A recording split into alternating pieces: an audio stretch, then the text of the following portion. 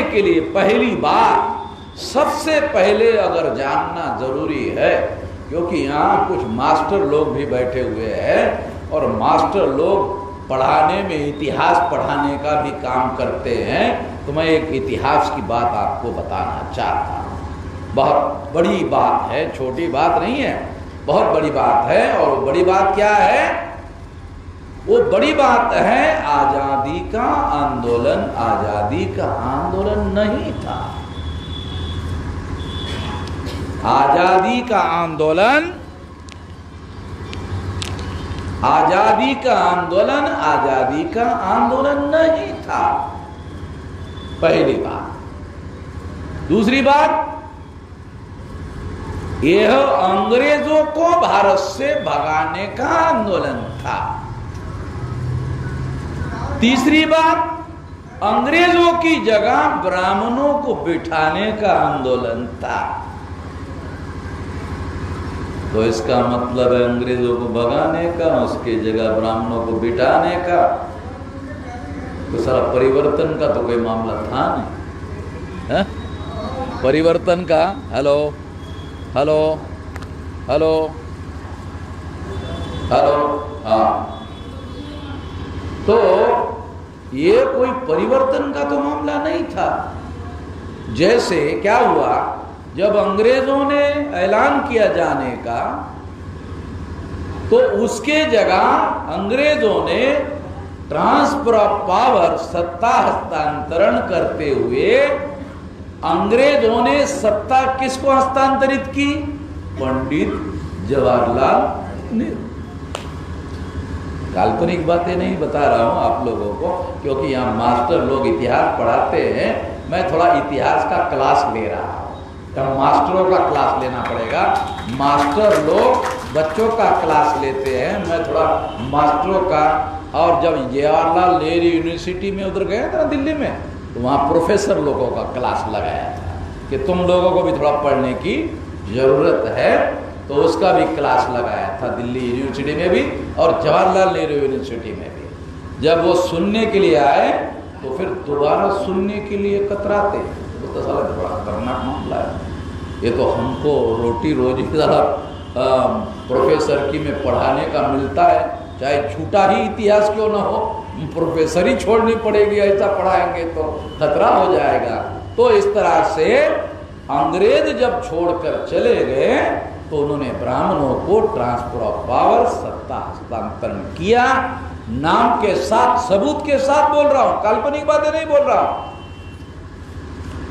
आजादी के आंदोलन में गांधी नेहरू आजादी के आंदोलन का नेतृत्व कर रहे थे, तो बाबा साहब आम्बेडकर ने what Gandhi and Congress have done to untouchable नाम का किताब लिखा। आप लोगों में से किसी ने पढ़ा होगा, किसी ने सुना होगा और किसी ने कुछ भी नहीं किया होगा।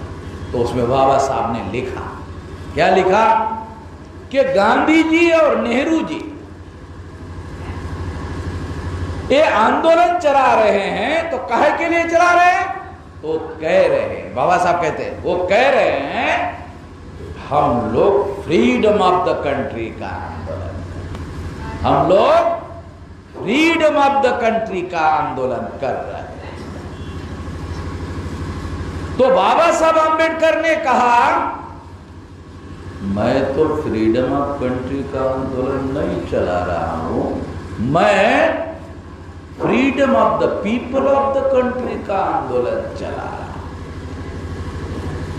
गांधी जी और Nehru ji freedom of the country, देश के आजादी का आंदोलन चला रहे हैं, और मैं देश में रहने वाले लोगों के आजादी का आंदोलन कर रहा हूं। जब 15 अगस्त 47 को अंग्रेज चले गए और ब्राह्मणों को ट्रांसफर ऑफ पावर देकर चले गए, तो अंग्रेज भी विदेशी थे और डीएनए के अनुसार ब्राह्मण भी विदेशी है। एक विदेशी चला गया, दूसरा विदेशी भारत का हुक्मरान हो गया।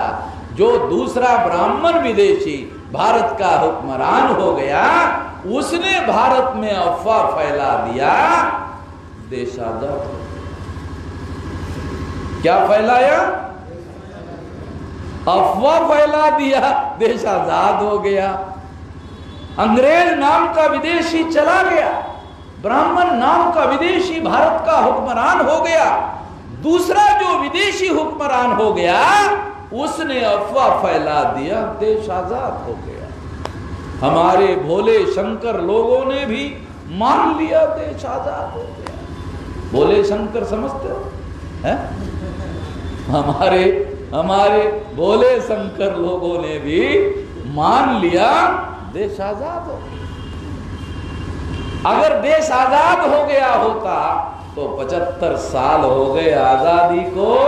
अरे पुलिस स्टेशन के चौकी इंचार्ज में FIR दाखिल नहीं होता, बलात्कार हो गया और हमारे लोग FIR दाखिल करने के लिए जाते हैं, SC ST OBC के, माइनॉरिटी के, तो FIR दाखिल नहीं। अरे काहे की आजादी हो गई भाई? एक चौकी इंचार्ज हमारा FIR फर्स्ट इंफॉर्मेशन रिपोर्ट दाखिल करने के न्याय देने की तो बहुत दूर की बात है, FIR लेने के लिए तैयार नहीं है। और इस तरह से हम लोग इस देश के अंदर आजाद नहीं हुए। ये पहली बात हम लोगों को समझना होगा। उसके बाद राष्ट्रीय परिवर्तन मोर्चा क्या है समझ में आएगा, पहले ये समझना हो। दूसरी बात, बाबा साहब आंबेडकर ने संविधान लिखा और 26 जनवरी 1950 को संविधान लागू हुआ। अमल करने के लिए चुनाव घोषित हुआ। 1952 को चुनाव हुआ।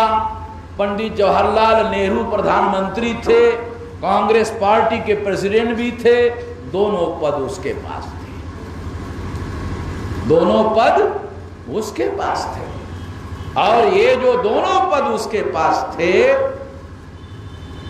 तो जवाहरलाल नेहरू ने 60% टिकटें 52 में ब्राह्मणों को दे दी। ये भी फॉर्म पर साइन करने का अधिकार पार्टी प्रेसिडेंट को होता है। तो जवाहरलाल नेहरू ब्राह्मण, काश्मीरी ब्राह्मण, तो उन्होंने भी फॉर्म में 60% टिकटें ब्राह्मणों को दे दी। 47% ब्राह्मण चुनवा कर लाए और अनुसूचित जाति और जनजाति के 22.5% रिजर्व सीटों पर ब्राह्मणों ने, कांग्रेस ने, गांधी ने, नेहरू ने अपने नामधारी आदमी खड़े करवा दिए, उनको चुनवा कर लाए और उनके सहयोग से 70% लोकसभा की सीटों पर कब्जा कर लिया और भारत के पहले आजाद भारत के संसद पर ब्राह्मणों ने कब्जा कर लिया। जैसे ही ब्राह्मणों ने भारत के आजाद भारत के संसद पर कब्जा कर लिया, वैसे ही भारत के संविधान पर ना अमल करने का काम शुरू हुआ। अमल करने के लिए लागू किया संविधान 26 जनवरी 1950 को, मगर जब इलेक्शन हुआ, बहुमत पर ब्राह्मणों ने कब्जा किया, तो उन्होंने भारत के संविधान पर ना अमल करने का काम शुरू किया। तो आज हमारे देश में संविधान पर अमल नहीं किया जाता। आज परिस्थिति क्या है, आपको थोड़ा सा और डाटा देता हूं, जानकारी हो जाए। ब्राह्मणों की संख्या कितनी है भारत में? 3.5%। उनके नियंत्रण में सत्ता कितनी है? पहली बात, ब्राह्मणों की सारे देश भर में 8 नेशनल लेवल की पार्टियां हैं, उसमें 5 नेशनल लेवल की पार्टियां अकेले ब्राह्मणों, कांग्रेस, बीजेपी, कम्युनिस्ट, मार्क्सवादी कम्युनिस्ट, तृणमूल कांग्रेस, हो गई 5 ब्राह्मणों की पार्टियां, जिनकी संख्या 3.5% है। उनकी नेशनल लेवल की 5 पार्टियां हैं और 543 लोकसभा की सीटों में से 450 से ज्यादा सीटों पर केवल 3.5% ब्राह्मणों के पार्टी का कब्जा। आज के तारीख की बात बोल रहा हूं, अब 1952 की बात नहीं। वो जो ब्राह्मणों ने कब्जा करवाया, वो जो कब्जा करके कानून बनवाए, उसी कानून का सहारा लेकर 3.5% ब्राह्मणों ने आज भारत के संसद पर और देश पर पूरी तरह से कब्जा कर लिया है। अगर ईमानदारी से भारत में चुनाव करवाए जाए तो 3.5% ब्राह्मणों के वोटों से गांव में ग्राम पंचायत का पंच चुनवा कर नहीं लाया जा सकता है। गांव में जिसके 3.5 वोट है उसका पंच चुनकर आ सकता है? नहीं आ सकता है। अगर ईमानदारी से चुनाव, जो लोगों का पंच चुनवा कर नहीं आ सकता, गांव में सरपंच बनाने का तो सवाल ही नहीं है। जो गांव में सरपंच नहीं बना सकते, वो देश की पंचायत का प्रधानमंत्री नॉमिनेट कर रहे हैं। ये जो नरेंद्र मोदी है, ये पिछड़े वर्ग का आदमी है, ये आरएसएस का नॉमिनेटेड आदमी। अंग्रेजी में बाबा साहब ने शब्द यूज किया नॉमिनेटेड। ये 1932 में बाबा साहब ने यूज किया था राउंड टेबल कॉन्फ्रेंस, नॉमिनेटेड। ये आरएसएस ने नॉमिनेट किया हुआ आदमी। ये अंग्रेजी शब्द है, आपको समझ में नहीं आएगा। आपको बता, मैं देहाती आदमी, देहात में शादी होती है तो आदमी परिचय करवाता है, हे मेरी शादीशुदा बीवी, वो परिचय करवाता, ये मेरी ये शादीशुदा बीवी। तो दूसरा आदमी पूछता है, ये कौन है? ऐसी रखी हुई। ये कौन है? ये ऐसी रखी हुई। तो नरेंद्र मोदी भी ब्राह्मणों का ऐसे ही रखा हुआ प्रधान। आया कुछ समझ? हाँ, अब आया, अब थोड़ा सा, क्योंकि नॉमिनेटेड अंग्रेजी का समझना बहुत दिक्कत है, तो मैं देहाती उदाहरण देकर आपको समझाया तो कुछ लोगों को थोड़ा समझ में आएगा। सवाल भाषण करने का नहीं, सवाल समझने का।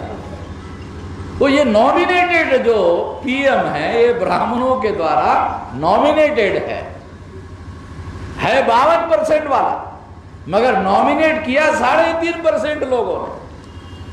देखो देश के हालात और देश की परिस्थितियां कैसी है, और इस तरह से इस देश पर उन्होंने कब्जा किया। ये कब्जा हम लोगों को समझना चाहिए। अब देखो, काशीराम जी ने बहुजन समाज पार्टी बनाई, पार्टी हमारे लोगों ने बनाई। मिश्रा जी चला गए,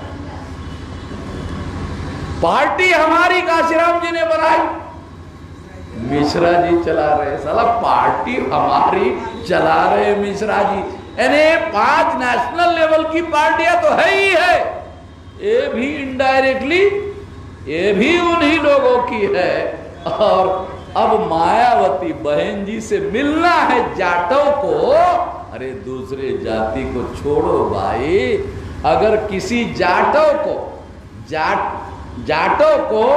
जाटो मायावती को मिलना है तो परमिशन सतीश मिश्रा की लेनी पड़ती है, और सतीश मिश्रा परमिशन नहीं देते हैं।